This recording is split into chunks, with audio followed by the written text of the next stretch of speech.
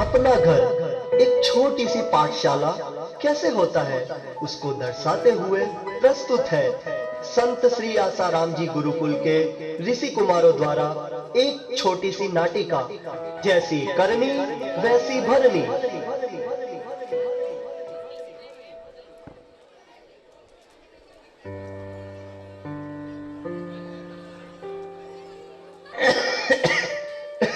बेटा सुरेश, मेरा चश्मा देखा क्या?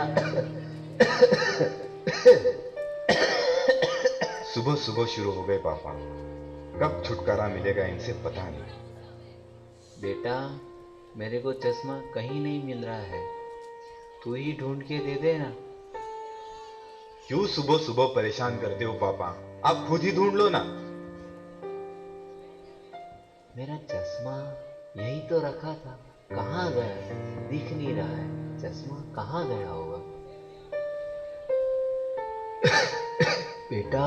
पापा, आपने नाक में दम करके रखा है, क्यों परेशान करते रहते हो? अपना चश्मा कुछ संभाल के नहीं रख सकते? रोहन की मम्मी, पापा का चश्मा ढूंढ के देना तो। पापा जी का रोज का रामायण है, एक दिन का थोड़ी ना है। तुम ही ढूंढ कर दो, मैं भोजन बना रही हूँ, मेरे पास टाइम नहीं है। और हाँ, जल्दी ढूंढ कर दो, नहीं तो सामान इधर उधर कर देंगे, मेरा काम और भी बढ़ा देंगे। हे भगवान, तुम ही कुछ करो इनका। अपना चश्मा इधर उधर रखकर सबको परेशान करते रहते हो आप। पापा, ये सामने तो रखा है चश्मा, तुम सचमुच अंधे हो गए हो। ये लो।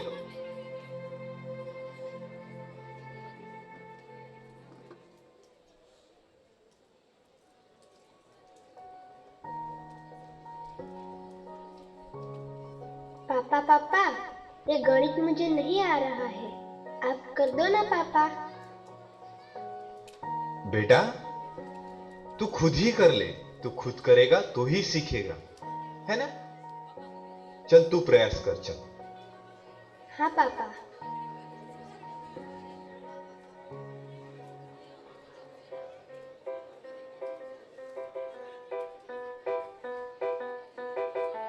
हाँ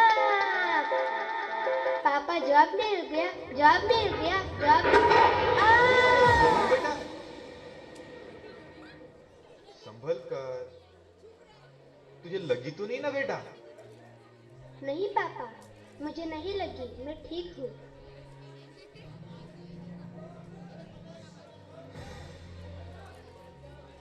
और कैसे हो यार, सब खैरियत तो है ना?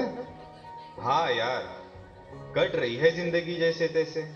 जैसे तैसे मतलब? पापा, आप खांसना बंद करोगे प्लीज? क्या बताओ यार, ऑफिस में बॉस का टेंशन और घर में ये पापा ने परेशान करके रखा है। दिन भर बस खांसते रहते हैं। इनकी छोटी सी छोटी चीजों का ख्याल हमें रखना पड़ता है। अरे लेकिन तूने अभी तक इस मुसीबत को घर पे पाल कर क्यों रखा है? मतलब? अरे मतलब साफ साफ है यार, मैंने तो अपनी मुसीबत मतलब अपने माता पिता को कब से घर से बाहर निकाल दिया। घर के बाहर मतलब? घर के बाहर मतलब वृद्धाश्रम में। अंकल अंकल, वृद्धाश्रम मतलब क्या होता है? बेटा रोहन, वृद्धाश्रम मतलब जहाँ बूढ़े लोगों को रखते हैं, जैसे कि तेरे दादाजी, तेरे पापा तेरे दादाजी से परेशान हैं, उन्हें वहाँ वृद्धाश्रम में छोड़कर आएंगे। मैंने भी अपने मम्मी पापा को वहीं रखा है। सही बात बताई यार तूने। ये बात मेरे दिमाग में क्यों नहीं आई यार पहले? मैं भी अब ऐसा ही करता हूँ, पिताजी को वृद्धाश्रम छोड़ के आता हूँ। परेशान करके रखा ही इन्होंने। अच्छा तो ठीक है यार, चलता हूँ क्योंकि ऑफिस भी जाना है। ठीक है यार, बाय, मिलते हैं। ओ जी, सुनते हो? टिफिन तैयार है। और हाँ, आप ऑफिस के लिए तैयार हो जाओ। बेटा रोहन,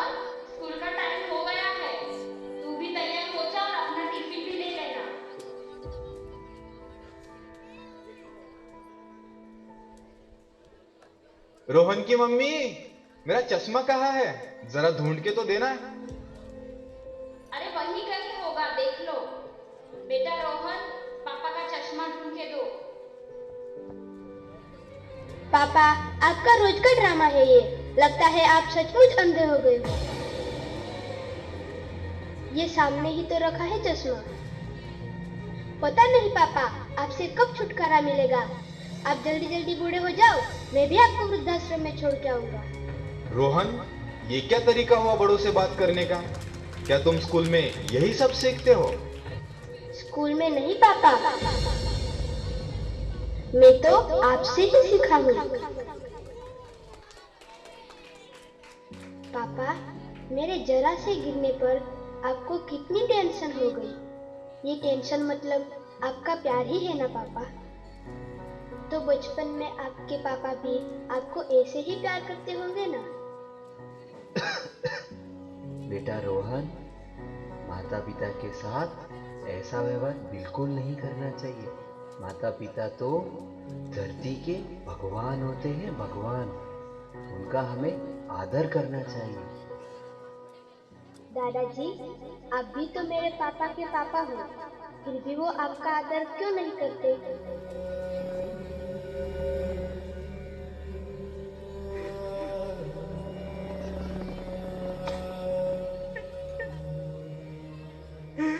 पापा,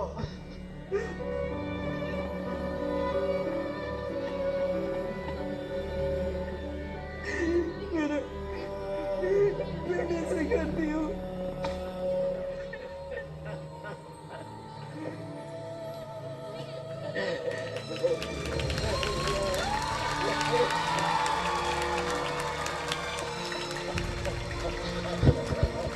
मुझे माफ कर दो पिताजी, मेरे से गलती हो गई पिताजी। मैं आपको वृद्धाश्रम नहीं भेजूंगा पिताजी। आपके बच्चे जो देखते हैं, जो सुनते हैं, वही सीखते हैं। हर बच्चे की पहली शिक्षा घर से शुरू होती है। आपका घर, आपका परिवार, आपके बच्चों का पहला स्कूल होता है और माता पिता पहले शिक्षक होते हैं। बोले माता पिता गुरुदेव की। आपके सामने इन बच्चों ने जो ड्रामा किया है, नाटक, यानी आप अपने पिता की कदर करेंगे तो आने वाला बेटा आपकी कदर करेगा।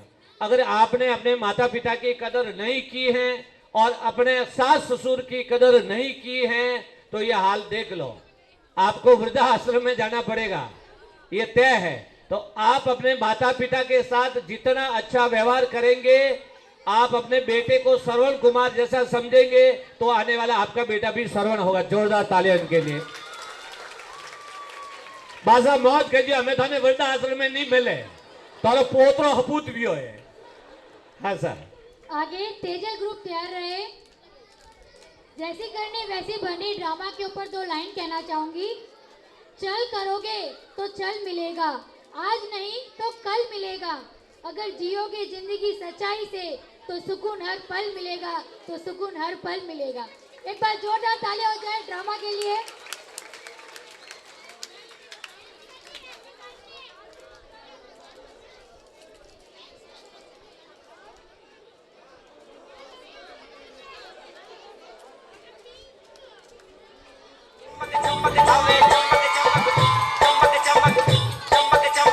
अच्छी भाषा कहीं देख रही हो? अरे चाल बाजे जड़कार उड़वा दे।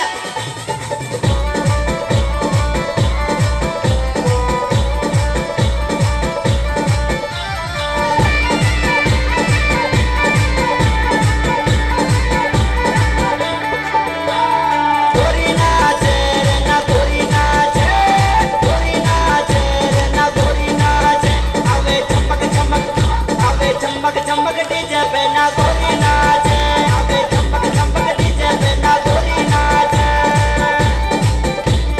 गोरी नाचे रे ना गोरी नाचे, गोरी नाचे रे ना गोरी नाचे। आ तो चमक चमक, आ तो चमक चमक डीजे पे ना गोरी नाचे, आ तो चमक चमक डीजे पे ना गोरी नाचे।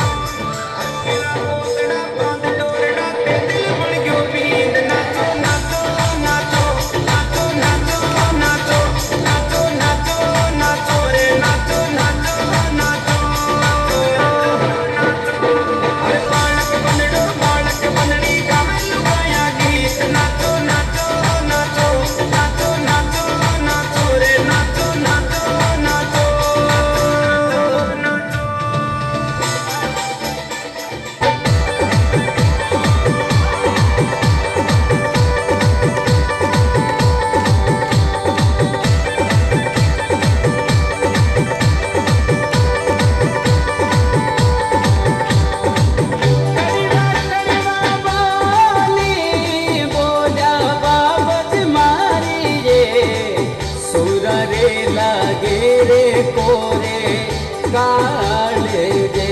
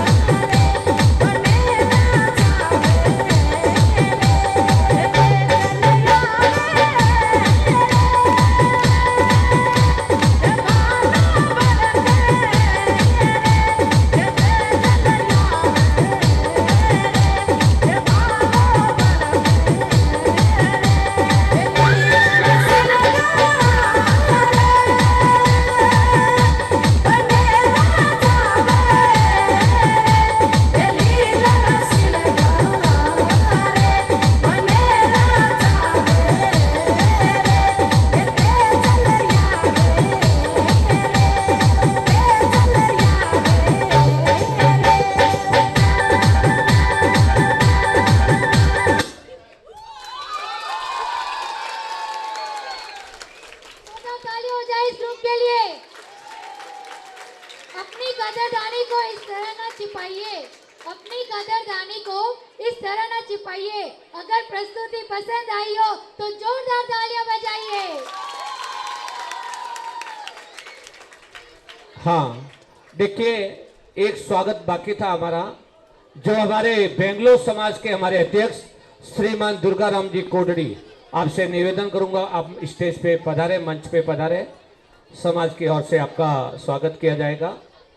जोरदार तालियों द्वारा स्वागत। हमारा साउथ के अंदर या पूरे भारत में कोई सबसे बड़ा समाज है तो वो बेंगलोर में ही है, तो थोड़ी बहुत तालियां तो इतनी जो बजनी सी है कि बेंगलोर तक जाए। हाँ, पधारो सर।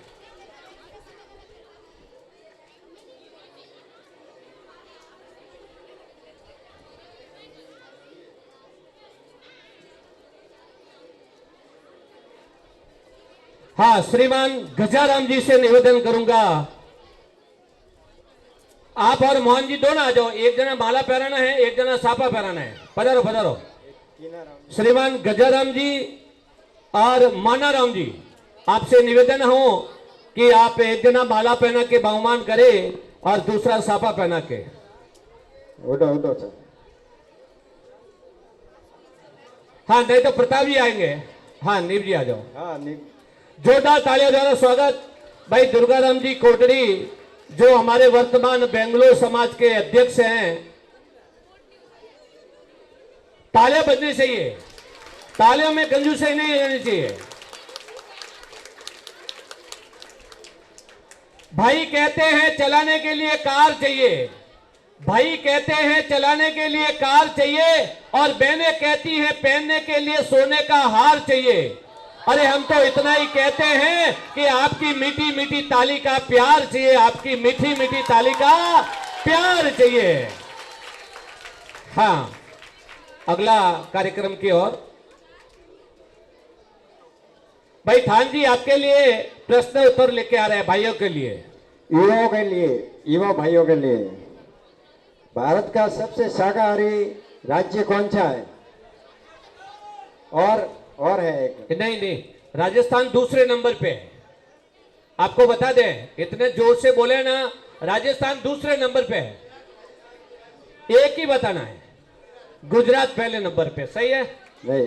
हाँ, हरियाणा है। हाँ, नहीं, ये फाइंड आउट ये करेंगे, मैं नहीं बोल रहा हूं। नहीं, राजस्थान और हरियाणा है। वैसे रिकॉर्ड में गूगल में सर्च करते हैं तो गुजरात आता है और दूसरे नंबर राजस्थान है। राजस्थान में 75% शाकाहारी है, और राजस्थान में 75 है, गुजरात में 78 या कोई 80% है। लेकिन ये इसका हम फैसला नहीं कर सकते, इसका थान जी ही करेंगे। हाँ, अब इनको किनको प्राइज देना है यही देंगे। और अब या तो नेक्स्ट अरे प्राइज तो दो यार, किनको देना? गुजरात को देना, राजस्थान को? राजस्थान बोला, उनको दे दो। राजस्थान वाले को दे दो भाई, ये जज का फैसला है। नेक्स्ट बच्चों के लिए है, स्वतंत्र भारत की पहली जनगणना कब हुई थी? स्वतंत्र भारत की पहली जनगणना कब हुई थी? अरे भाई राजस्थान किसने बोला था? ये लो बाल ऑल जो ने बाल कम हुए तो पड़ोसी ने प्रोदो जो। बच्चों के लिए खड़े हो जाओ भाई। नहीं गलत है। और कोई भाई? बच्चे बच्चे बच्चे वो खड़े बच्चे। हाँ 1951 एकदम सही जवाब, जोरदार तालियां सुन। 1951 में पहली जनगणना हुई थी आजाद भारत में। हाँ आगे बोलो। आगे के कार्यक्रम के लिए मैं बुलाना चाहूंगी गौतम वसनाराम जी, जो महादेव जी पे एक गीत सुनाने वाला है। मेरा नाम गौतम है, मेरे पिताजी का नाम वसनाराम जी है, मैं 8वीं कक्षा में पढ़ता हूँ। आज मैं आपको महादेव जी का एक गीत सुनाने जा रहा हूँ। मैं बोला पर्वत कहाँ रे तू रानी में लागी, क्यों छोड़ के आवे सुख सोरी तू रानी में लागी। मैं बोला पर्वत कहाँ रे तू रानी में लागी, तेरी मेरी पार पड़े ना भी शिवलिंग की पे लागी। किस राजा ते ब्याह करवा ले मेरी गैल मेरे पछतावेगी, मेरी काया बन जा काली रे तने याद महल की आवेगी। मेरा कापन तक का ब्योत नहीं चाटे मैं डर डर गांबेगी, मैं आंख तीसरी आला से मन छोंदे की कर चालेगी। अट छोड़ देने सारी तेरी रहन लगल्यागी, मैं जिंदगी ना दे सकता तन्ने राची बोले की। मैं बोला पर्वत कहाँ रे तू रानी में लागी, तेरी मेरी बार पड़े ना भी शिवलिंग की पे लागी। मेरे हाथ में चाले पड़ जाएंगे जग भांग मेरी तू गोटेगी, तेरी प्यार की रस में खो गए तू सब हंसती हंसती रोवेगी। मेरे भाग में लिखा काल भूत का जहर बनेगा पीना रे, तू देख देख के रोवेगी। वह जीना भी क्या जीना है, परिवार नहीं मेरा यारी उत्तर पे लागी, तेरी मेरी पार पड़े ना भी शिवलिंग की पे लागी। एक डमरू से एक लोटा से गरू अंगीला सोटा से, एक ब्रीत लगा ले घने बता मेरा भाग का सिक्का खोटा से। मैं समझ सकूं सारी तेरी रहन लगल्यागी, मैं जिंदगी ना दे सकता तन्ने राची बोले की। जय हिंद जय भारत, धन्यवाद। भविष्य लालाराम जी भजन के लिए आगे आए। भविष्य के बाद गौतम हरीश कुमार जी स्पीच के लिए तैयार रहे। मेरा नाम भविष्य है, मेरे पिताजी का नाम लालाराम है। मैं आपको एक भजन सुना रही। कभी राम बन के कभी श्याम बन के चले आना प्रभु जी चले आना। कभी राम बन के कभी श्याम बन के चले आना प्रभु जी चले आना। तुम राम रूप में आना, तुम राम रूप में आना। सीता साथ लेके धनुष हाथ लेके चले आना प्रभु जी चले आना। सीता साथ लेके धनुष हाथ लेके चले आना प्रभु जी चले आना। कभी राम बन के कभी श्याम बन के चले आना प्रभु जी चले आना। तुम श्याम रूप में आना, तुम श्याम रूप में आना। राधा साथ लेके मुरली हाथ लेके चले आना प्रभु जी चले आना। राधा साथ लेके मुरली हाथ लेके चले आना प्रभु जी चले आना। कभी राम बन के कभी शाम बन के चले आना, प्रभु जी चले आना। कभी राम बन के, कभी श्याम बन के चले आना, प्रभु जी चले आना। तुम शिव रूप में आना, तुम शिव रूप में आना। गौरी साथ लेके धनुष डमरू हाथ लेके चले आना, प्रभु जी चले आना। गौरी साथ लेके डमरू हाथ लेके चले आना, प्रभु जी चले आना। कभी राम बन के, कभी श्याम बन के चले आना, प्रभु जी चले आना। कभी राम बन के, कभी श्याम बन के चले आना, प्रभु जी चले आना। तुम विष्णु रूप में आना, तुम विष्णु रूप में आना। लक्ष्मी साथ लेके चक्र हाथ लेके चले आना, प्रभु जी चले आना। लक्ष्मी साथ लेके चक्र हाथ लेके चले आना, प्रभु जी चले आना। कभी राम बन के, कभी श्याम बन के चले आना, प्रभु जी चले आना। कभी राम बन के, कभी श्याम बन के चले आना, प्रभु जी चले आना। तुम गणपति रूप में आना, तुम गणपति रूप में आना। रिद्धि साथ लेके, सिद्धि साथ लेके चले आना, प्रभु जी चले आना।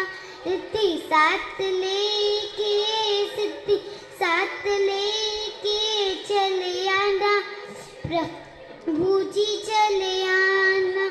कभी राम बन के, कभी श्याम बन के चले आना, प्रभु जी चले आना। धन्यवाद।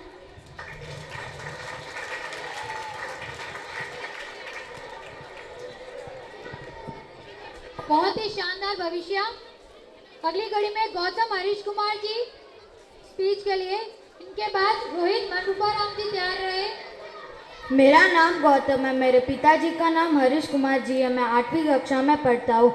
मैं आपको यूपीएससी की मोटिवेशनल स्पीच सुनाने जा रहा हूँ। खुद की तरक्की में इतना वक्त लगा दो कि दूसरों की बुराई करने का वक्त ही ना मिले। अगर भाग्य साथ नहीं दे रहा तो समझो मेहनत की कमी है। हम यूपीएससी वाले, हमें सुबह सुबह सोना बाबू का मैसेज नहीं, द हिंदू चाहिए। जिंदगी को आसान नहीं, खुद को मजबूत बनाओ। सही समय कभी नहीं आता, समय को सही बनाना पड़ता है। आईना होती है ये जिंदगी, तू मुस्कुरा वह भी मुस्कुरा देगा। जो हो गया उसे सोचा नहीं करते, जो मिला उसे खोया नहीं करते। हासिल उन्हीं को होती है सफलता, जो वक्त और हालात पर रोया नहीं करते। दोस्त, यूपीएससी तेरा सपना है, पूरा भी तुझे ही करना है। ना ही लोग तेरे हिसाब से होंगे, ना ही हालात। लोग तेरी बातों का तब तक यकीन नहीं करेंगे जब तक आपके रिजल्ट उन्हें हिला कर ना रख दे। जय हिंद, जय भारत।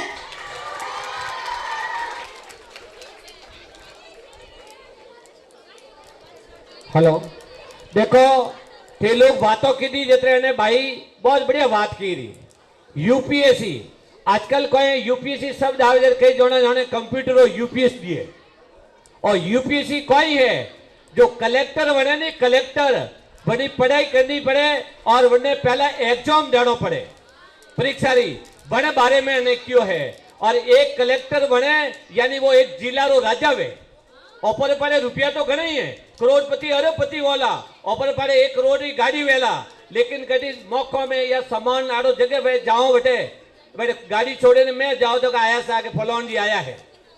ठीक है नहीं वहाँ 1 करोड़ की गाड़ी वे वेटे कूतरा बचाव करे ने कलेक्टर बनियोड़ो वे ने वह मारुति 800 रे में 3 लाख रुपये कार में आवे लेकिन वो उतरे जे ठरकाऊ उतरे वने सरकारी कर्मचारी वे दरवाजो खोला ने वने कार भी आजा रखे ने लोग सा कौन सा हमारा कलेक्टर साहब आया है और बनोरी आरती उतारे बनोरा होमेला करे और बनोरा आते लोग सेल्फियों ले अन वास्ते अन पढ़ाई रे बारे में ने भाई बात की दी है और ओपे अपना टाबरों ने बेकोशिश होशियार टाबर वे बड़ों ने अपन दिल्ली तक भेजना है ताकि अपरे समाज आईपीएस ने आईएएस अधिकारी बने ये जो मारवाड़ू अपने जन मुख्य अतिथि विशिष्ट अतिथि ने बुलाया नहीं अने लोगे भी पढ़ाई की दी है अनती भी ऊपरी पढ़ाई वे बने के यूपीएससी जो परीक्षा और एग्जाम वे बन बारे में उन्हें बात की दी है भाई। नेक्स्ट रोहित मंडूपाराम जी। रोहित के बाद भूपेंद्र वार्ताराम जी तैयार रहे।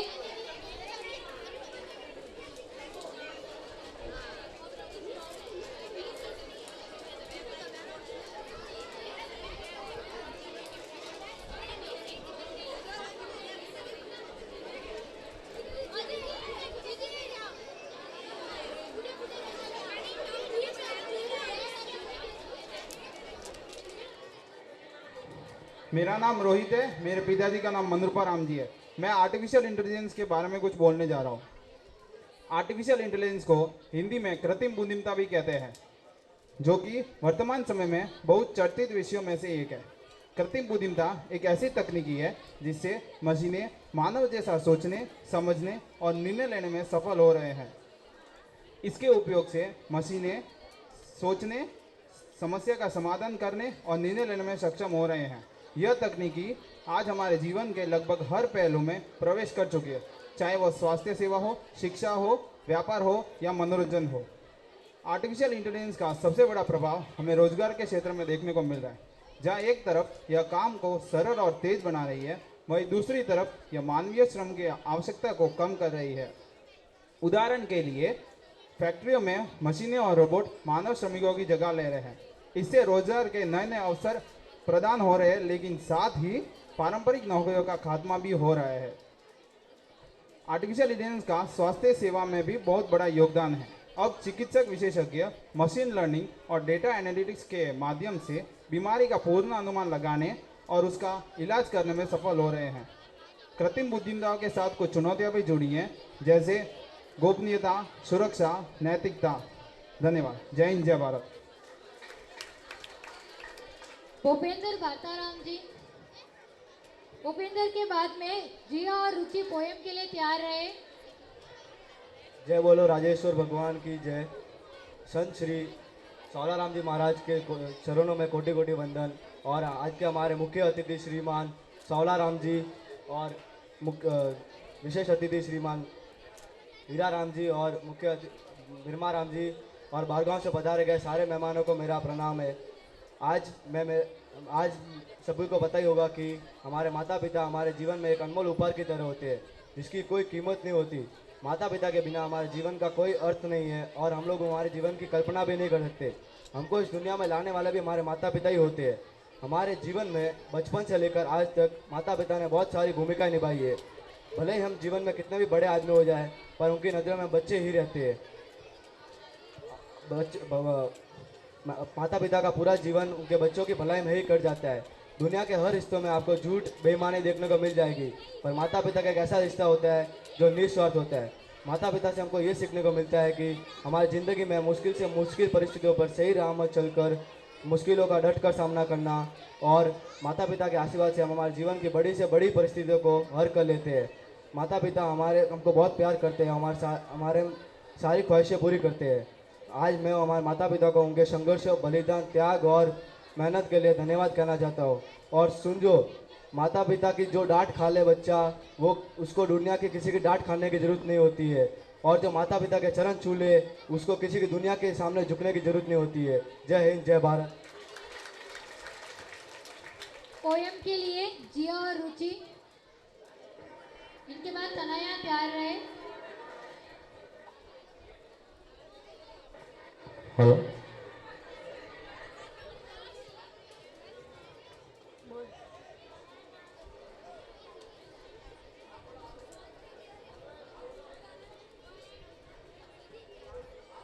मेरा नाम जिया है, मैं 5वीं कक्षा में पढ़ती हूँ। मेरे पिताजी का नाम सुरेश कुमार जी है। मेरा नाम ऋषि है, मैं 5वीं कक्षा में पढ़ती हूँ। मेरे पिताजी का नाम हरीश कुमार जी है। हम आपको एक कविता सुनाने जा रहे हैं। उस कविता का नाम है सोने जैसा दिन है इसके, छोटे मुंह से कैसे कह दो इस भारत की बात रे। सोने जैसा दिन है इसके, चांदी जैसी रात रे। ऊंचा मुकुट हिमालय, उजली सी नदियों की माला है। बार बार पग धोआ करता नील सिंदूर मतवाला है। अनुपम सुंदरता ने दी है सारे जग को मातरे। जय हिंद जय भारत। तनया हरीश जी, इनके बाद राजेश्वर ग्रुप तैयार रहे डांस के लिए। मेरा नाम तनया है, मैं 4वीं कक्षा में पढ़ती हूँ। मेरे पिताजी का नाम हरीश कुमार जी है। मैं आपको एक कविता सुनाने जा रही हूँ। उस कविता का नाम है दिवाली। जगमग करती आई दिवाली, खुशियाँ भर भर लाई दिवाली। बच्चे उड़े सभी झूमते, नाच रहे हैं दे दे ताली। सबसे पहले पापा ने की साफ सफाई रंग पुताई। इसके बाद बनाने बैठी मम्मी मटरी और मिठाई। शाम ढले जब हुआ अंधेरा, दादी माँ ने थाली सजाई। रानी रूपा दीपा तारा, सबने 100 दीप जलाए। दिवाली के दिन बच्चों ने मिलकर ऐसी धूम मचाई। रॉकेट बम फुलझड़ी पटाखे सबको देने लगे दुआई। जय हिंद जय भारत। हेलो, जोरदार ताली बजाओ इन बच्चों के लिए। हाँ, प्राइज के लिए पधारो साहब। सभी बच्चों को एक साथ प्राइज दे। नेक्स्ट राजेश्वर ग्रुप आगे आ जाए। आप लोग ऐसे तालियों में कमी करोगे तो फिर जो लास्ट में धमाकेदार डांस है उसमें जोश कहाँ से आएगा? एक बार जोरदार तालियां हो जाए। बोलिए राजेश्वर भगवान की।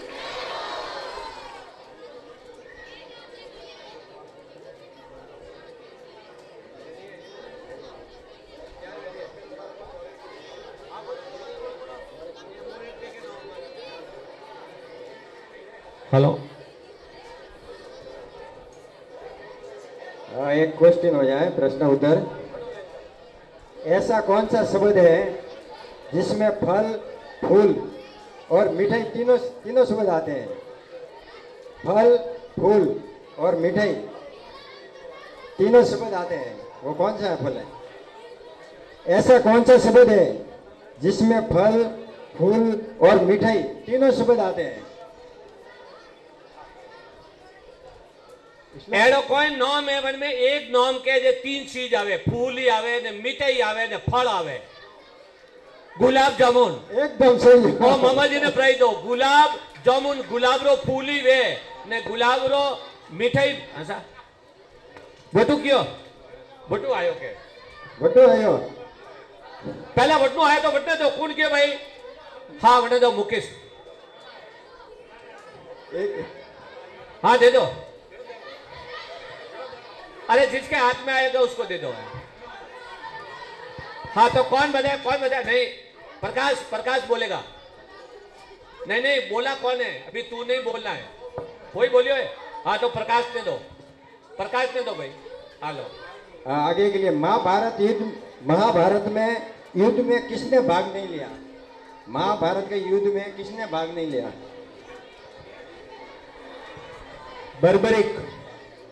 बर्बरिक ने भाग नहीं लिया। बर्बरिक। अरे वो माइक डाउन है इनको। इधर नहीं, बर्बरिक मना बोल दिए, गलत है, वो गलत है। इनको दो, प्रताप जी को दो। कृष्ण भगवान नहीं, वो भी भगवान ही है, लेकिन किसने भाग नहीं लिया वो बोलिए। युद्ध में भाग नहीं लिया। युद्ध के अंदर उसने भाग।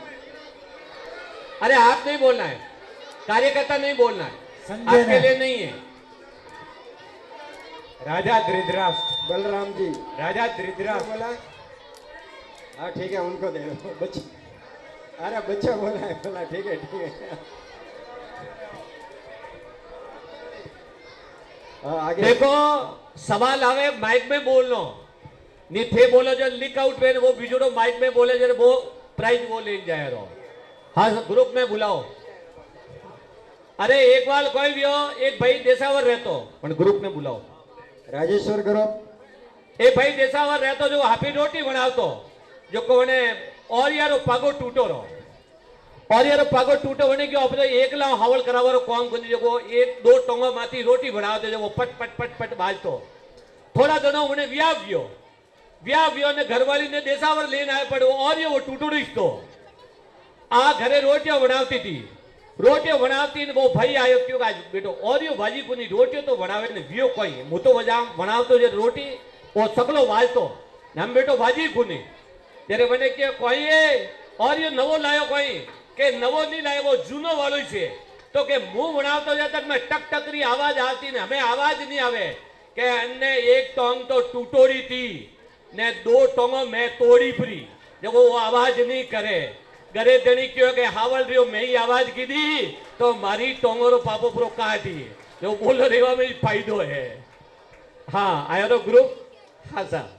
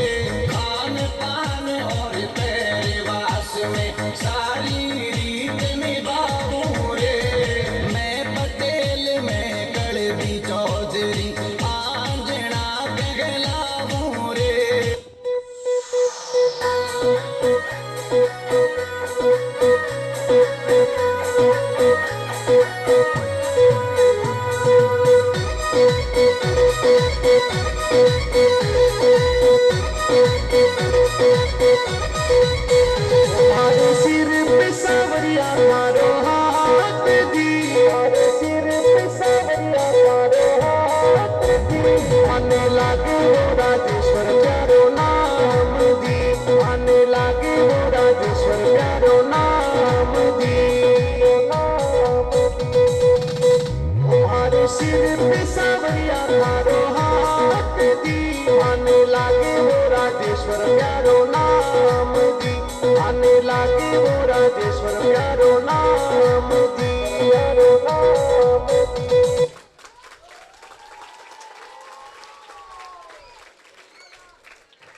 जोरदार एक बार चौधरी कलबी आंजना समाज के लिए, सभी समाज बंधुओं के लिए है।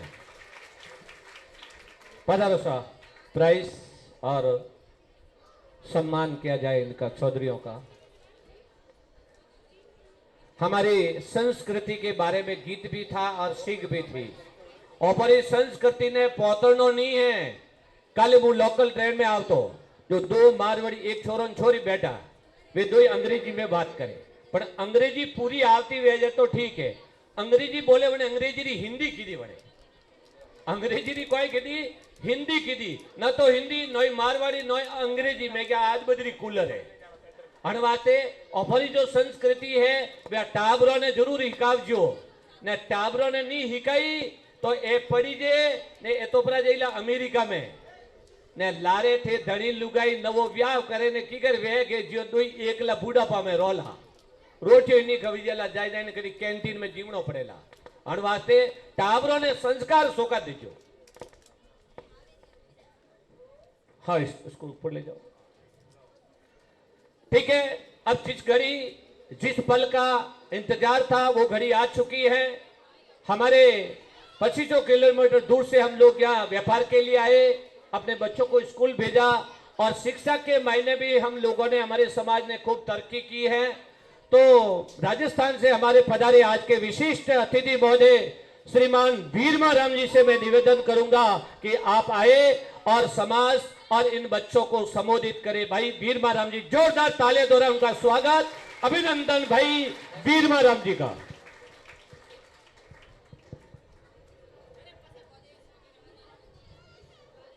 जय बोलो राजेश्वर भगवान की। सभी को नमस्कार, राम राम। सबसे पहले मैं माँ सरस्वती को नमन करता हूँ। हमारे पूज्य आराध्य भगवान राजेश्वर भगवान के चरणों में नमन। आज के इस कार्यक्रम में हमारे को मार्गदर्शन प्रदान कर रहे हमारे महाराज सावड़ राम जी महाराज के चरणों में कोटि कोटि वंदन। सबसे पहले मैं आजना कलबी चौधरी समाज चेन्नई के समस्त कार्यकारिणी, समस्त कार्यकर्ता, समस्त व्यापारी बंधु, समस्त माताएं बहनें, विद्यार्थीगण और इस समाज से यहाँ जितने भी लोग बैठे हैं उन सभी का बहुत बहुत धन्यवाद, बहुत बहुत अभिवादन। Thank you. जैसा कि विदित है कि अपन सभी कितना संघर्ष करके यहाँ पहुँचे होंगे। एक कल्पना करते हैं अपन कि राजस्थान वहाँ है, यानी कि पश्चिम में, भारत के पश्चिम में राजस्थान है, और वहाँ से चल के अपन समुद्र किनारे सबसे लास्ट पॉइंट पे दक्षिण में तमिलनाडु में आके अपने आप को स्थापित करके और समाज के लिए इतना बड़ा भवन और भगवान राजेश्वर के लिए इतना बड़ा भव्य मंदिर, इतनी जगह और व्यापारिक और व्यवसाय के क्षेत्र में अपने आप को स्थापित करना, ये साबित करता है कि कलबी समाज कितनी स्वाभिमानी कौम है, कितनी मेहनती कौम है। नहीं तो बिना मेहनत, बिना स्वाभिमान ये संभव नहीं है। मुझे आज बहुत खुशी और हर्ष हो रहा है कि मैंने ये कल्पना नहीं की थी कि इतना बड़ा अपना वहाँ समाज के नागरिक बंधु होंगे और व्यापारिक रूप से और सामाजिक रूप से संगठित होंगे। बहुत खुशी हो रही है कि सामाजिक रूप से संगठित होकर इतना बड़ा आयोजन करवाया जा रहा है।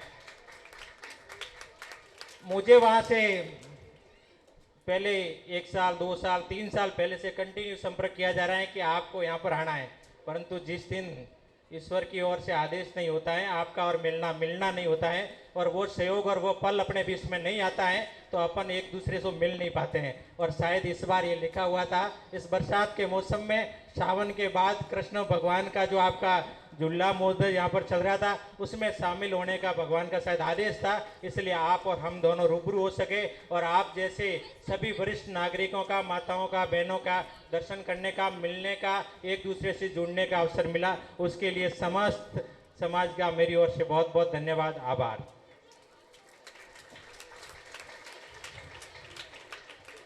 आज इतनी खुशी हो रही थी कि सुबह से 4 घंटे का कार्यक्रम कंटिन्यू चल रहा है और एक से एक बढ़कर मंच पे प्रतिभाएं आती जा रही है। प्रतिभाओं की कोई कमी नहीं है समाज में, और इस कार्यक्रम का नाम भी आपने वैसे ही रखा, प्रतिभा सम्मान समारोह। नहीं, प्रतिभाएं कौन सी, किस क्षेत्र की प्रतिभाएं, यानी कि अपने के अंदर से ही ऐसी कुछ लोग जिन्होंने चाहे शिक्षा के क्षेत्र में कुछ अलग किया है या अन्य किसी भी क्षेत्र में अलग किया है, और उनसे दूसरे बच्चे या दूसरे लोग प्रेरित होकर आगे बढ़ सके, उसको ध्यान में रखते हुए समाज ने शायद ये कार्यक्रम 10 साल पहले रखा होगा। जैसा मुझे बताया गया कि ये 11वां कार्यक्रम है, यानी कि आप 10 वर्ष से ये आयोजन करा रहे हैं और सफलतापूर्वक आयोजन करा रहे हैं, तो इससे बड़ी अपने लिए गर्व की कोई बात नहीं हो सकती है। तो इसमें कोई ऐसा मशविरा या कमी नहीं है कि हमारा समाज में प्रतिभाएं नहीं है, हमारा समाज आगे नहीं बढ़ सकता है, बट कहीं न कहीं छोटी कमियां ये रहती हैं कि उनको समय समय पर मार्गदर्शन नहीं मिल पाता है। हमारी होनहार प्रतिभाएं कक्षा 1 से लेके और कक्षा 12 और कॉलेज की यहाँ पर बड़ी संख्या में बैठी है और हर क्षेत्र में आगे बढ़ रही है, परंतु उनको जो मार्गदर्शन मिलना चाहिए वो नहीं मिल पाता है। तो समाज ने ये कार्यक्रम उनको मार्गदर्शन प्रदान करने के लिए, उनको प्रेरित करने के लिए, उसके अंदर आत्मविश्वास जगाने के लिए कि मैं भी कर सकता हूँ, उसके लिए कार्यक्रम की रूपरेखा रखी होगी और यही 11वां कार्यक्रम आज जा रहा है। मेरे पास ऐसा कोई विषय नहीं है, ठीक है, कि जिस पे मेरे को बात रखनी है, ठीक है। मैं ओनली आपके अंदर से एक किसान परिवार से निकला हुआ आपकी तरह एक आम व्यक्ति हूँ। उसके बाद जो कुछ मैंने हासिल किया वो शिक्षा और मेहनत के बूते पे हासिल किया हुआ है, इसलिए मुझे आपके में से यहाँ पर मेहमान बनने का मौका मिला है। ओनली मेहनत और शिक्षा है, इसलिए मैं जो भी बात करूँगा कुछ टाइम के लिए शिक्षा के लेके करूंगा, क्योंकि जो भी बच्चे यहाँ पर बैठे हैं, कल से मुझे ये कहा गया कि बच्चे बहुत उत्सुक हैं इस बात को लेके कि एज ए चीफ गेस्ट आप ऐसा कुछ बातें रखें अपने सामने, कि मैं मानता हूँ कि 10 बातें मैं रखूँ और उसमें से यदि एक बात भी आप ग्रहण करते हैं और कल आप यहाँ नीचे बैठे आम से यहाँ खास बन जाते हो, तो मेरे लिए खुशी की बात होगी और इस समाज के लिए बहुत बड़ा गर्व की बात होगी। अपने समाज में शिक्षा के लिए धीरे धीरे जागरूकता आई।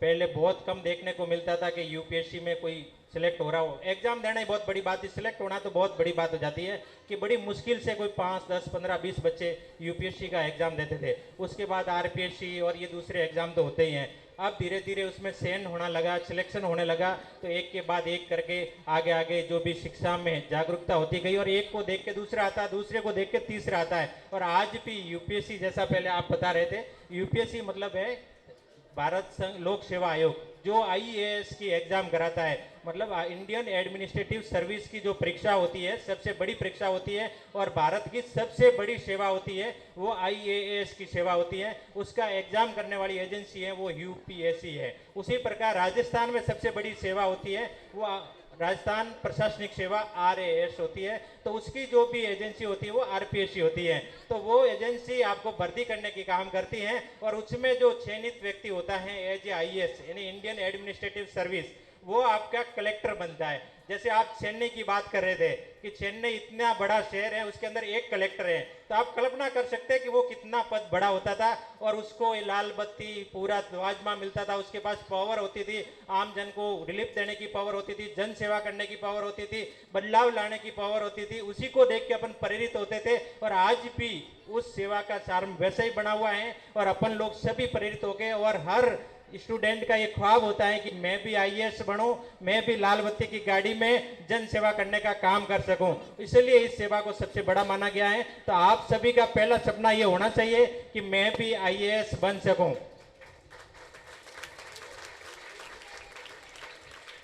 आप इतने भाग्यशाली हैं कि भाई आप यहाँ चेन्नई में आके और इतनी अच्छी स्कूलिंग में पढ़ रहे हैं। आपके परिजन हैं या आपके जो पेरेंट्स हैं वो पूरी मेहनत करके रात दिन व्यावसायिक जो भी गतिविधि में उनमें लगे हुए और आपको एक अवसर प्रदान करते हुए और इतना अच्छा मौका दे रहे हैं कि आप अच्छी स्कूलिंग प्राप्त कर सके, अच्छे अवसर मिल सके, आगे बढ़ने का मौका मिल सके और अपने आप का नाम कर सके, अपने माता पिता का नाम कर सके, अपने गाँव का, समाज का और अपने क्षेत्र का आप नाम रोशन कर सके, इसलिए आपको ये अवसर प्रदान किया जाता है। और आप वास्तव में भाग्यशाली है कि चेन्नई में पढ़ना, एक कल्पना होती थी कि साहब मद्रास में इंजीनियरिंग करने जाऊंगा, मद्रास में मेडिकल की एजुकेशन प्राप्त करने जाऊंगा, और आप तो यहीं बैठ के स्कूलिंग कर रहे हैं, तो इससे बड़ा आपका सौभाग्य क्या हो सकता है।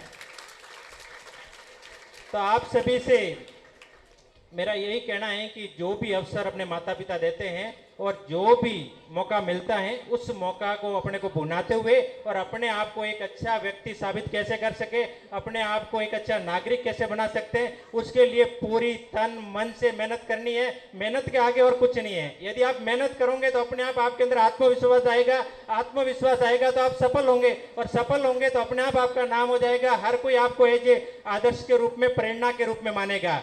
तो आप सभी को पूरी मेहनत करते हुए आगे बढ़ना चाहिए। मैं शिक्षा के बारे में जो एक बचपन से लेके लास्ट तक एक श्रेणी होती है उसके बारे में 2 मिनट बताना चाहूंगा कि शिक्षा, बच्चा होता है ना, वो शिक्षा कहाँ से शुरू करता है?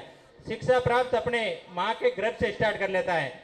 आपने कभी सुना होगा कि जब माँ गर्भवती होती है तो अपन कहीं डॉक्टर या किसी के पास सलाह लेने जाते हैं तो ये कहते हैं कि आप खान पान का विशेष ध्यान रखें, आप अच्छे विचार रखें, आप तनाव में नहीं रहे, क्योंकि आप यदि तनाव में रहेंगे, आपके विचार नकारात्मक होंगे तो आपके जन्म लेनी जो संतान होगी, जो आपके पेट के अंदर बच्चा पनप रहा है, तो उन पे नेगेटिव प्रभाव जाएगा। तो तब से ये कहा जाता है कि शिक्षा का प्रभाव माँ के गर्भ से जब बच्चा पैदा होता है उससे पहले से ही वो सीखने लग जाता है। फिर जैसे ही बच्चा जन्म लेता है तो सबसे बड़े गुरु होती है वो माँ होती है। माँ जैसा बोलती है, माँ जैसे इशारे करती है, माँ जैसा सिखाती है तो बच्चा वैसे ही सीखता जाता है। धीरे धीरे एक स्टेज आती है कि बच्चा स्कूलिंग शिक्षा में जाता है तो स्कूल में जैसा टीचर्स कहता है, टीचर्स जो बताता है वो ज्यादा प्रभावशाली होता है। दूसरा बच्चा बताता है उसका प्रभाव ज्यादा पड़ता है। अपने यहाँ पर कोई थर्ड पर्सन आके कहता है कि साहब ऐसा होता है तो उसका प्रभाव ज्यादा पड़ता है। अपन टीवी में या किसी अन्य माध्यम से किसी सक्सेस व्यक्ति की स्टोरी सुनते तो उसका प्रभाव ज्यादा होता है। फिर धीरे धीरे अपने आप में एक को किसी को आदर्श मानने लगते हैं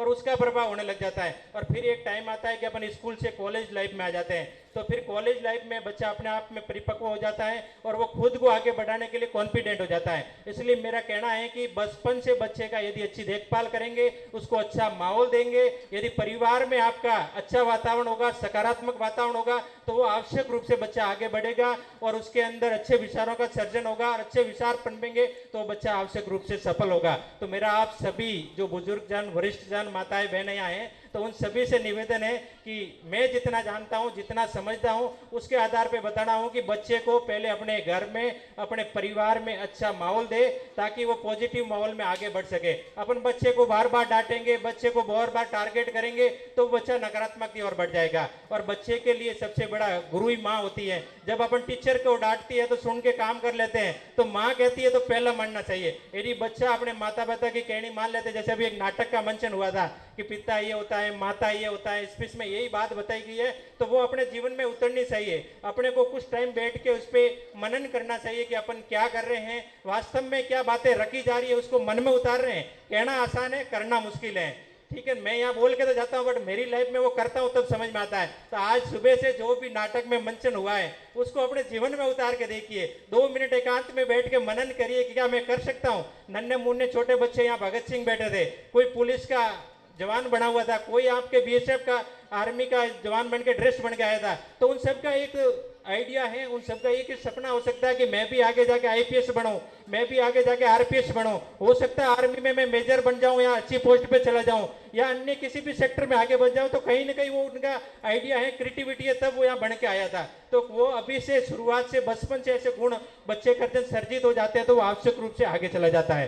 तो मैं सभी बच्चों से यही कहना चाहूंगा कि आगे बढ़ने के लिए एकमात्र उपाय है, कड़ी मेहनत करे, सतत प्रयास करे और मन लगा के पढ़ाई करे। ऐसा नहीं कि मेरा मन तो भटक रहा है कि मैं खेलने जाऊं और पढ़ाई किताब खोल के बैठा हूं, पूरे दिन 2 घंटे पढ़ लिया, 3 घंटे पढ़ लिया, 4 घंटे पढ़ लिया। मन तो कह रहा मुझे वॉलीबॉल खेलने जाना है, मन तो कह रहा मुझे मोबाइल चलाना है, मन तो कह रहा मुझे साइकिलिंग करने जाता है। बट आप जब भी पढ़ाई कर रहे हैं तो ये चीज सब कुछ साइड में रख दे कि मैं 1 घंटे ही पढ़ूंगा, चाहे 2 घंटे ही पढ़ूंगा, बट जब पढ़ूंगा तो पूरा मन लगा के और निरंतर प्रयास करता रहूंगा। जैसे मैंने 7 दिन तो 12-12 घंटे पढ़ाई कर ली, 7 दिन के बाद आगे 20 दिन तक वो खोली नहीं, तो मेरे लिए तो जो पढ़ा वो जीरो हो गया। जैसे अपने बिजनेस की बात करें, जो भी दुकानदार काम करता है यदि 7 दिन रात दिन मेहनत करेगा तो फिर आगे 20 दिन नहीं करेगा तो चौपट हो जाएगा धंधा। 20 दिन बाद खोलेगा दुकान तो वहां पर कोई ग्राहक ही नहीं आएगा। तो सेम टू सेम शिक्षा में भी है, यदि आप निरंतर अभ्यास नहीं करेंगे, प्रैक्टिस नहीं करेंगे तो आपको लगेगा कि 20 दिन बाद ब्लैक एंड व्हाइट, मैंने कुछ नहीं पढ़ा था। ये अपने साथ ही होता है कि आप यहाँ से घर जाते हैं, मारवाड़ जाते हैं, तो यहाँ से जाते हैं, महीने भर बाद आते हैं, महीने भर आने के बाद एक गैप मेंटेन होता है। बहुत इंपॉर्टेंट गैप हो जाता है, क्योंकि अपन वहां जाके पूरा एंटरटेनमेंट करते हैं। हाँ ये ठीक है, एंटरटेनमेंट मनोरंजन करना चाहिए ताकि मानसिक दबाव नहीं हो, बट जिस लिंक से जुड़े हुए हैं उससे अपने को कभी नहीं हटना चाहिए। बचपन में खूब करें, बट विशेष तौर से 10वीं और 12वीं के स्टूडेंट्स हैं, और 10वीं और 12वीं के स्टूडेंट के लिए शिक्षा का महत्व बहुत महत्वपूर्ण हो जाता है, क्योंकि 10वीं के बाद एक अपने को लाइन डिसाइड करनी होती है, कैरियर डिसाइड करना पड़ता है कि अपन किस दिशा में जा रहे हैं। यदि आप कैरियर डिसाइड ही नहीं करोगे तो आप कैसे आगे जा पाओगे। तो उसके लिए आपको 10वीं से निर्णय करना पड़ेगा कि मुझे इंजीनियर बनना है, मुझे डॉक्टर बनना है, मुझे कॉमर्स में जाके सीए बनना है, मुझे लॉ करके वकील बनना है, मुझे पॉलिटिशियन में जाना है, या मेरे को आईएएस बनना है। तो ये आपको 10 से डिसाइड करना पड़ेगा और फिर वो सब्जेक्ट चूज करके आगे बढ़ना पड़ेगा। उसके बाद कॉलेज लाइफ में शुरुआत हो जाती है। कॉलेज में आते आते फिर अपनी जिंदगी का एक निर्धारण शुरू हो जाता है, एक लक्ष्य लेके चलना पड़ता है। जैसे भगवत गीता में कहते हैं कृष्ण भगवान अर्जुन कि मुझे एक चिड़िया की आंख दिख रही है, वैसे अपने को भी कोई लक्ष्य लेके आगे बढ़ना पड़ेगा कि मुझे क्या बनना है, क्या करना है। तो उसको ध्यान में रखते हुए और अपने को एक लक्ष्य निर्धारित करते हुए और किसी व्यक्ति को आदर्श के रूप में मानते हुए और उससे प्रेरणा लेते हुए और सदैव आगे बढ़ना चाहिए। जब जब भी नकारात्मक आती है 10वीं और 12वीं के विद्यार्थियों को, तो मेरा तो यही मानना है, मेरे माता पिता किसान परिवार से थे, तो मैं एकांत में बैठ के 2 मिनट ये मनन करता था कि रात में 12 बजे लाइट आ रही है, सर्दी की उम्र, और वो रात को 12 बजे खेत में जाके पानी दे सकते हैं। अपने पिताजी है रात को 1 बजे तक दुकान पे जाके काम कर सकते हैं, तो अपन क्यों नहीं कर सकते। इतना अपने को माहौल, इतना अवसर दे रहे हैं, तो नकारात्मकता जैसी कोई चीज होनी नहीं चाहिए। तो अपने को सकारात्मक माहौल बनाते हुए और सदैव आगे बढ़ते हुए और अपने को जो अवसर मिल रहा है उस अवसर का सदुपयोग करते हुए अपने आप को स्थापित करना है।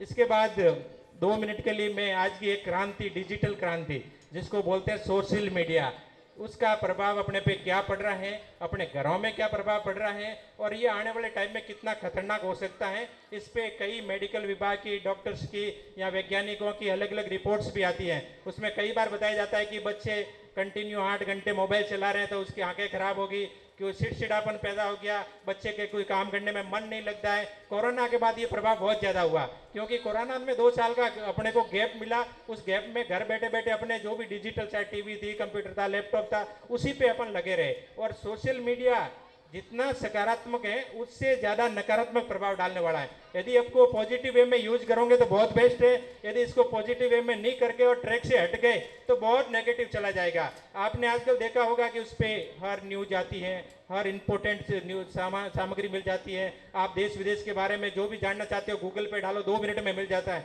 तो ये तो सकारात्मक यूज हो गया। नकारात्मक ये हो गया कि अपन जा रहे हैं, कहीं भी रील बना दी और उस पर लगा दी, आप कहीं भी जा रहे हैं, कोई भी वीडियो डाल दिया, उसने कमेंट कर दिया, तो ये नकारात्मक क्रांति है। अरे करना है तो ऐसा कुछ करो कि समाज याद करे।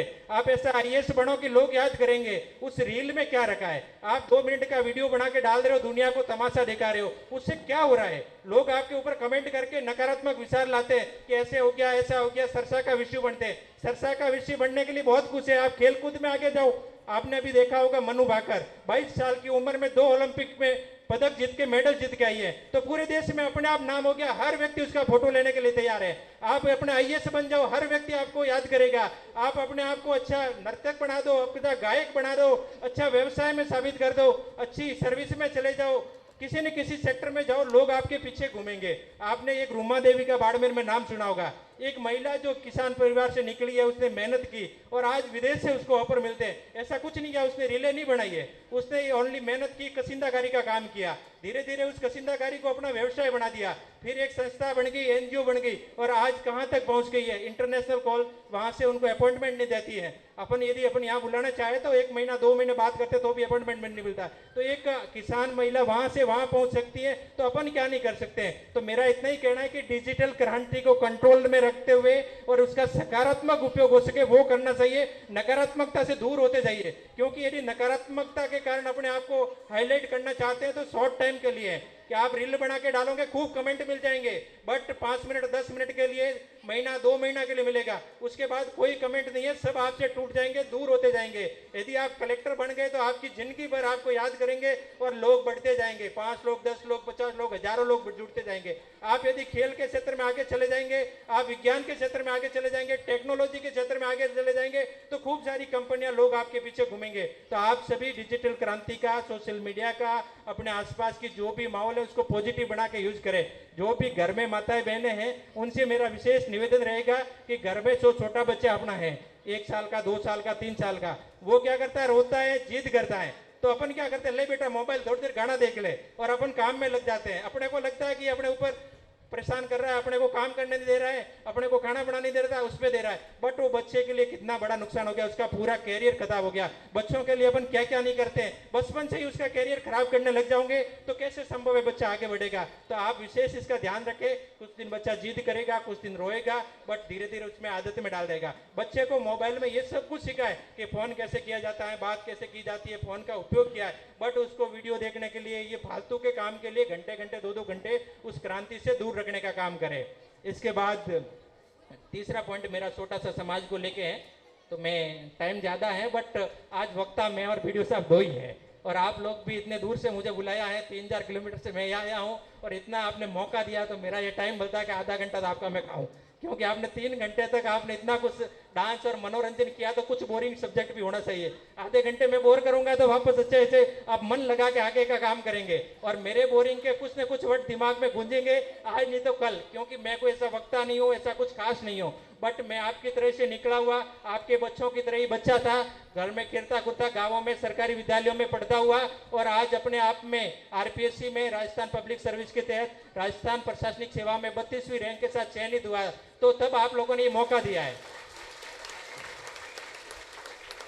और वो सर्विस राजस्थान की सबसे बड़ी सर्विस होती है। अभी जो बता रहे थे एसडीएम, कई बच्चों को पता नहीं होगा एसडीएम क्या होता है। एसडीएम होता है सब डिवीजन मजिस्ट्रेट, जिसको बोलते हैं उप जिला कलेक्टर।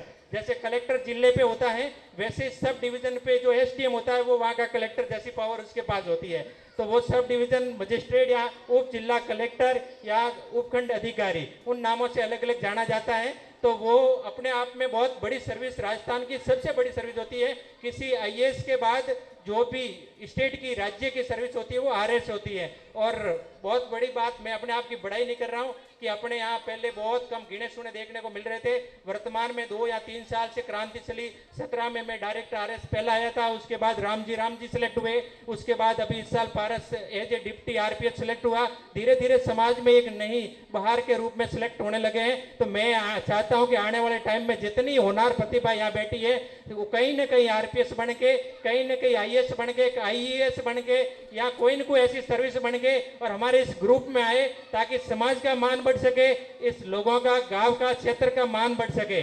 नहीं तो अपन यहीं रह जाएंगे। व्यवसाय में बहुत अच्छी जगह है, अन्य कामों में बहुत अच्छी जगह स्थापित कर दिया है, बट इस सर्विस में अपनी जरूरत रहती है। अब कल की बात यहाँ अपन करें कि अपने एयरपोर्ट अथॉरिटी, आप सभी लोग यहाँ से एयरपोर्ट पे जाते हो, एयरपोर्ट से आगे यात्रा करते हो, यदि वहां पर आपका अधिकारी बैठा है तो आपको कितनी रिलीफ मिलती है। कभी भी जानकारी लेनी हो तो कोई भी सहायता मिल जाती है। सेम यदि रेलवे स्टेशन पे अपना कोई व्यक्ति बैठा है और यदि आपको कहीं भी जाना है तो आपको सहायता मिल जाती है। सेम आपके इनकम टैक्स में, जैसे अपने हीरा राम जी है, राजीव राज जी है, वैसे IRS 2 या 5 यानी हर राज्य में एक हो तो आपको कितनी सहायता मिल सकती है। यदि यहाँ का कलेक्टर अपना समाज का होता तो आज आपके अंदर एक अलग जोश होता, एक जलद जुनून होता। तो कहीं ना कहीं किसी भी सेक्टर में हो, मैं ये नहीं कहता हूँ कि IAS ही बने, IAS नहीं तो आप इनकम टैक्स में जाइए, आप CA बनिए, आप लॉ के अंदर अच्छे वकील बनिए, आप सुप्रीम कोर्ट में एज ए वकील जाते हो तो अपना समाज का कोई वकील देखने को नहीं मिलता है। तो आप किसी न किसी प्रेम के क्षेत्र में आगे बढ़िए और अपने आप को साबित करिए, ताकि अपन आगे बढ़ सके, इस समाज को आगे ले जा सके, और समाज को आगे लगाने के लिए जो प्रयास किए जा रहे हैं उनको और मजबूत कर सके।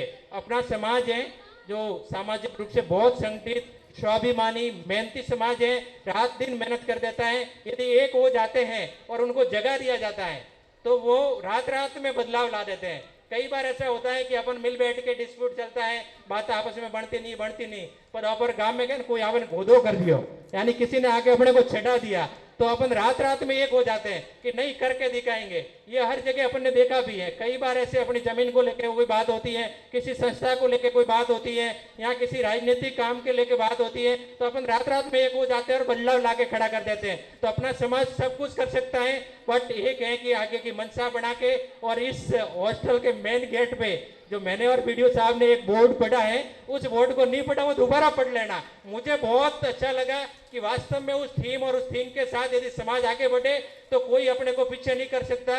अपने आप को 500 की जगह 1000 और 1000 की जगह 2000 हो जाएंगे और आने वाले टाइम में चेन्नई, बेंगलोर, कर्नाटक या पूरे ऑल इंडिया के साथ साथ इंटरनेशनल लेवल पर अपना समाज अपने आप को कीर्तिमान स्थापित कर सकता है। बस वो मंशा होनी चाहिए।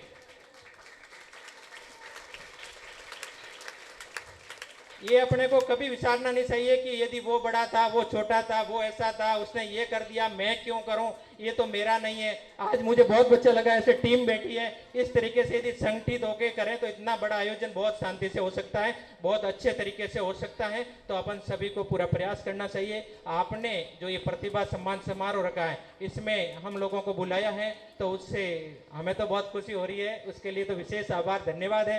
बट जो प्रतिभा यहाँ बैठी है, इस प्रतिभाओं को आज मंच दिया है, आज जो यहाँ पर भाषण बोल के बालिका गई है, वो हो सकता है कल आने वाले टाइम में मोटिवेशनल स्पीकर बन जाए, हो सकता है वो एंकरिंग के क्षेत्र में चली जाए, हो सकता है वो मीडिया के क्षेत्र में जाके अच्छा अपने आप का नाम स्थापित कर सके।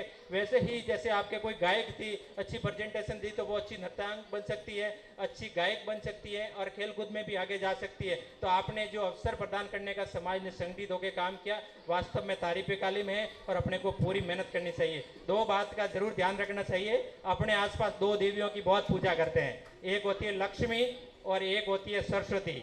लक्ष्मी खूब आती है बट मांगने वाले बहुत सारे होते हैं। भाई भी आके कह देगा जमीन में मेरा हिस्सा बन रहा है, ये भी है, उसमें भी कहेगा व्यापार में मेरा हिस्सा बन रहा है, पड़ोसी भी कह रहा मेरे को कुछ दे दे।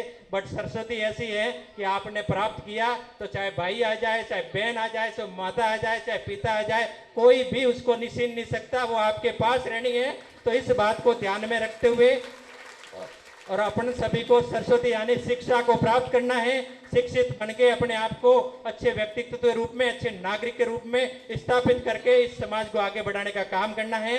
मैं अंत में समस्त चेन्नई कलवी आयना समाज, चौधरी समाज के माताओं, बहनों, भाइयों, बंधुओं, वरिष्ठ नागरिकों, बालकों सभी का तहे दिल से आभार व्यक्त करता हूं कि मुझे आपने मंच दिया, मुझे यहाँ सम्मान दिया और आपने इतना कुछ सुना। आप सभी को इसमें से कुछ बात नेगेटिव लगे तो बाहर जाके भूल जाइए, जाके चर्चा मत करिए। यदि आगे चर्चा भी करोगे तो मेरा तो अच्छा होगा कि इस बहाने जो यहाँ नहीं आया है उसके मन में भी आएगा कि कुछ खास समाज में हुआ था, मैंने एब्सेंट रहने के कारण वो काम मैं भूल गया, मुझे नुकसान हो गया। क्योंकि पॉजिटिव बात की तो हर चर्चा करता है, यदि नेगेटिव बात की चर्चा बहुत जल्दी फैलती है तो जो नहीं आया यहाँ पर उसके मन में ये अवसर जरूर आएगा मुझे जाना चाहिए था। तो अगली बार वो व्यक्ति घर में सोया हुआ, बैठा हुआ कहीं भी होगा तो उठ के इस कार्यक्रम में आएगा और यदि कार्यक्रम में सब संगठित होंगे तो अपने आप सफल हो जाएगा, समाज एक होगा, एक बात रखेगा तो अपन अपने आप आगे बढ़ जाएंगे। तो आप सभी का बहुत बहुत धन्यवाद, विशेष तौर से समस्त कार्यकारिणी का, हमारे बेंगलोर से और जहाँ से मेहमान आए उनका भी बहुत बहुत धन्यवाद। और जो भी यहाँ पर विशेष तौर से प्रतिभाएं थी उनको भी मेरी ओर से बहुत बहुत शुभकामनाएं। जो भी बच्चे 10वीं 12वीं में यहाँ पढ़ रहे हैं उनको भी मेरी ओर से बहुत बहुत शुभकामनाएं, उज्जवल भविष्य की कामनाएं कि आप अच्छा करें, अच्छा बढ़े। और हमें खुशी होगी कि हमारी तरह ऑफिसर श्रेणी में आप भी आए। आप सभी का आभार, धन्यवाद। जय हिंद, जय राजेश्वर भगवान की जय हो। जोरदार तालियों द्वारा स्वागत भाई वीरमा राम जी का। बहुत ही कम शब्दों में और कम समय में बहुत अधिक बातें बताई है। इन्होंने मेहनत की बात करी है। एक होता है लक, एक होता है भाग्य, एक होता है नसीब। ये तीन चीजें हैं, लेकिन चौथी चीज आई है मेहनत। ये 4 अक्षरों से बनती है। तो इन तीन के ऊपर भारी कौन पड़ती है? मेहनत।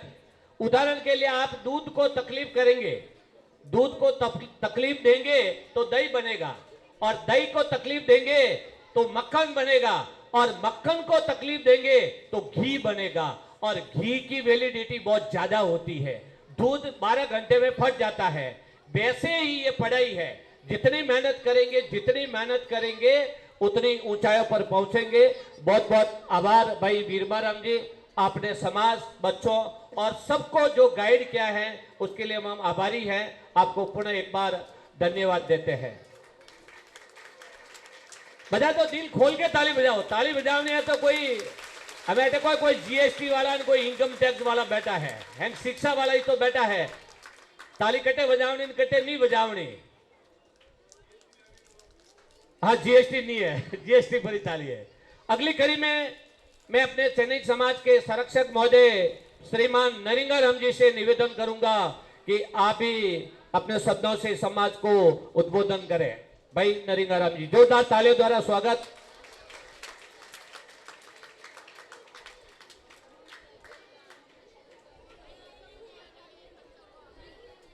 जय बोलो राजेश्वर भगवान की।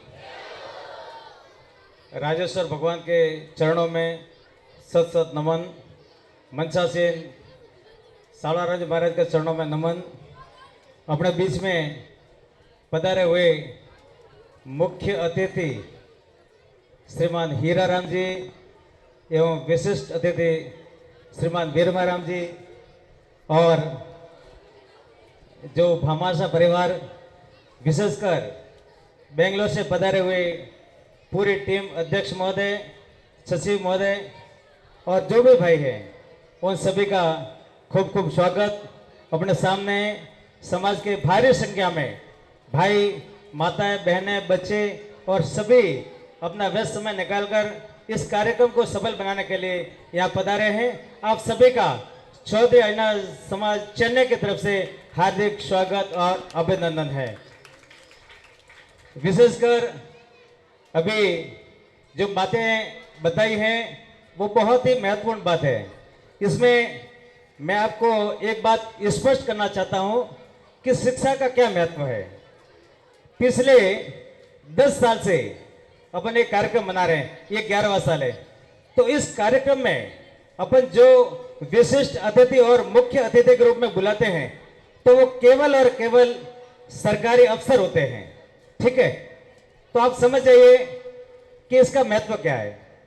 जैसे आईएएस भी आए थे, आरएएस और वो स्पेस सेंटर, ठीक है, बेंगलोर वाले, वो भी बता रहे थे। लेकिन कुल मिला के जो भी शिक्षा से जुड़े हुए हैं और सरकारी अधिकारी हैं, उन्हीं को मान मर्यादा ज्यादा मिलती है, ठीक है।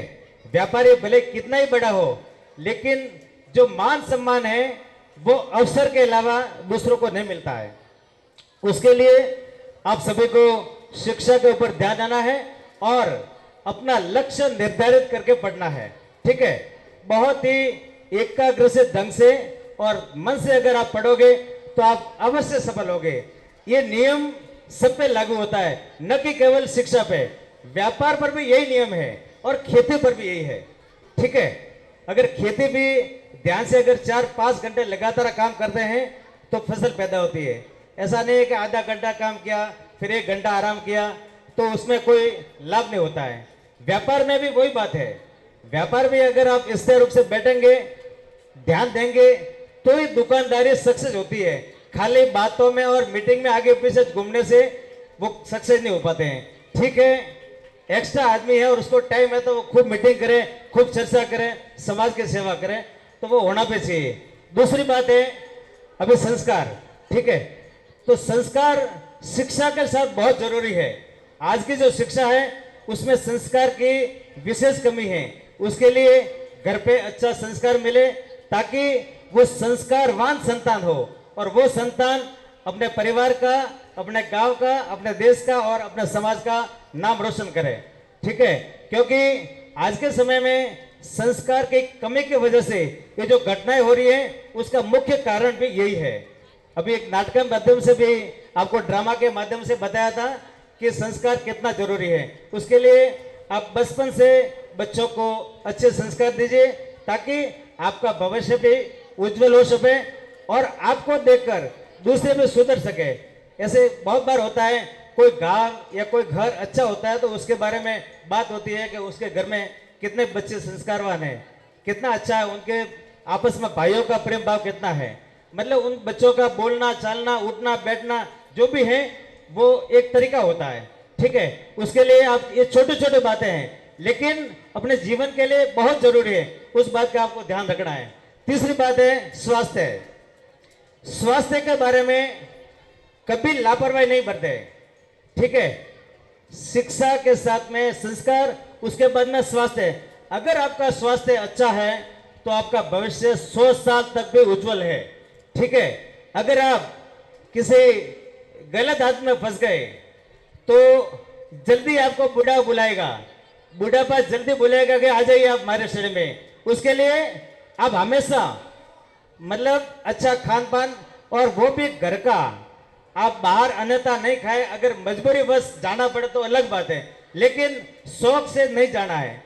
हमेशा घर का शुद्ध खाना है, वो समय पर उसका ध्यान रखना है, और भोजन का भी निश्चित समय उसका विशेष ध्यान रखना है। आज के समय में बहुत घटनाएं होती हैं, कम उम्र में हार्ट अटैक आ जाता है, ठीक है, पैरालिसिस की प्रॉब्लम ज्यादा चल रही है। तो उसका मुख्य कारण यही है। अगर भगवान की अगर कोई मर्जी है तो कुछ भी नशा नहीं है तो भी बीमार पड़ जाता है, वो कोई बात नहीं है, लेकिन ज्यादातर 99% इसका जो नशेदारी आदमी है उसको प्रॉब्लम आती है। मेहरबानी करके हाथ जोड़ के मैं आपसे निवेदन करता हूं, आप नशे से दूर रहिए। फैशन और व्यसन, ये बासी कृष्णाराम जी का एक शॉर्ट शब्द था, वो आप फैशन माता बहन है, ये आपके लिए है। आपको फैशन के पीछे नहीं भागना है, जो भी फैशन वो करता है ऐसा अपने को करना है, ये कोई जरूरत नहीं है। आपका पहनावा शानदार होना चाहिए। जैसे अभी अपने संस्कृति की बात कही, अपने समाज का जो पहनावा है वो सबसे उत्तम है। अपना जो पहनावा है माता बहनों का और भाइयों का, वो सबसे श्रेष्ठ है। आप जहां भी जाओगे तो आपकी पहचान होगी, ये चौधरी हैना समाज की बच्ची है या औरत है या माता बहना है, उनका मतलब एक परिचय है, ठीक है। तो ये आपके स्वास्थ्य के बारे में। उसके बाद में है सेवा। आपको सेवा के ऊपर आगे रहना है, तन मन और धन, ठीक है, 3 सेवा है। अगर किसी के वश में समय नहीं है तो वो मन से कर सकता है और धन से भी करता है, ठीक है। लेकिन जो सेवा हाथ से समय देकर जो सेवा करता है वो सबसे बड़ी सेवा मानी जाती है।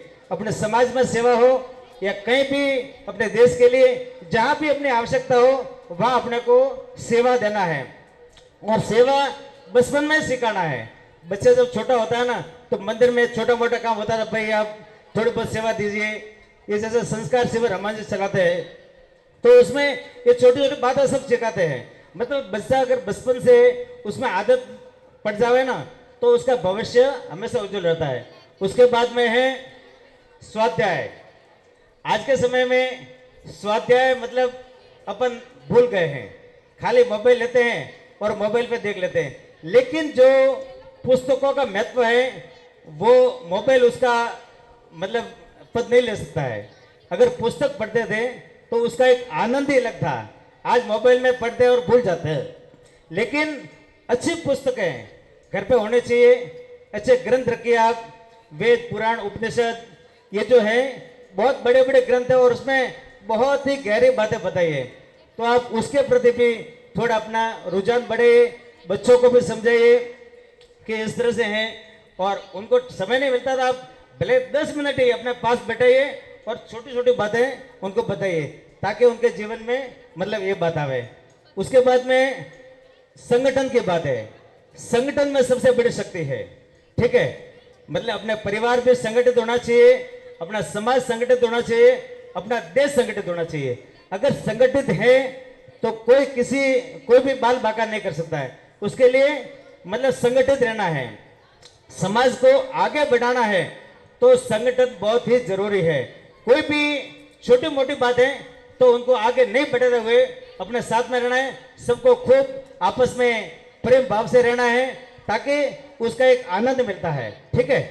कोई छोटी मोटी बात को किंतु परंतु में नहीं लेना है और आपस में मेलजुल करके एकदम संगठित भाव से कोई भी आप कार्य करेंगे तो उसमें सफल हो जाते हैं, ठीक है। और उसके बाद में साहब ने बहुत सारी शिक्षा के बारे में बात बताई है कि हमेशा हर क्षेत्र में पॉजिटिविटी चाहिए, सकारात्मक सोच अगर आपके हैं तो आप उसमें सफल हैं। किसी भी क्षेत्र में, व्यापार हो, शिक्षा हो, खेती हो या कोई भी क्षेत्र हो या भले मतलब धार्मिक क्षेत्र हो, ठीक है। धार्मिक क्षेत्र में भी अपने को अगर पॉजिटिविटी है तो आप उसमें आगे बढ़ सकते हैं। और बाकी खेल कूद के बारे में जैसे अभी साहब ने बताया है कि ओलंपिक मैच में मनु भाकर ने जो 2 मेडल लाए हैं, सिल्वर मेडल है और एक ब्रॉन्ज मेडल है। तो खेल के क्षेत्र में अपने समाज का योगदान न के बराबर है, ठीक है। तो उसमें भी आपको जिसमें भी रुचि है उसमें आप अगर अच्छा करेंगे तो आप एकदम मतलब चमक जाएंगे। ठीक है, आप अगर स्टेट में आएंगे, उसके बाद नेशनल में, इंटरनेशनल में, मतलब खेल के प्रति भी एक अपने समाज से अगर कोई मतलब भाग लेता है तो ये बहुत ही अच्छी बात है।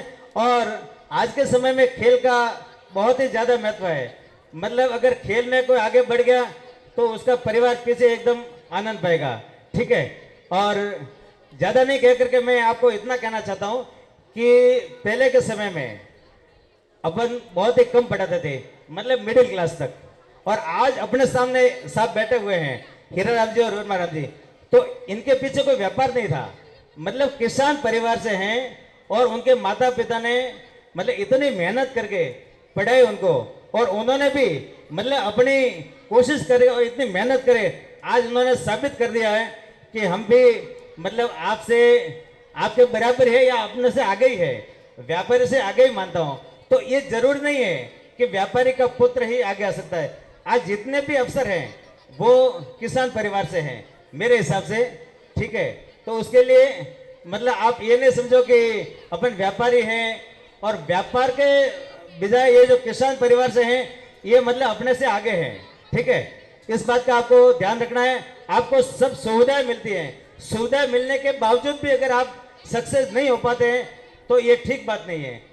कम सुविधाओं में अगर आगे बढ़ते हैं तो ये बढ़िया बात है। ठीक है, और बाकी समय का अभाव है, मैं विशेष रूप से ये जो शिक्षा समिति है इन्होंने बहुत ही अच्छा कार्य किया और आज अपने सामने रिजल्ट बता रहा है। इनका जो पहनावा है इसका ही, ठीक है, जो ब्लू कलर का शर्ट है ये प्रतीक ही है कि आप आगे बढ़ो, आसमान को छुओ।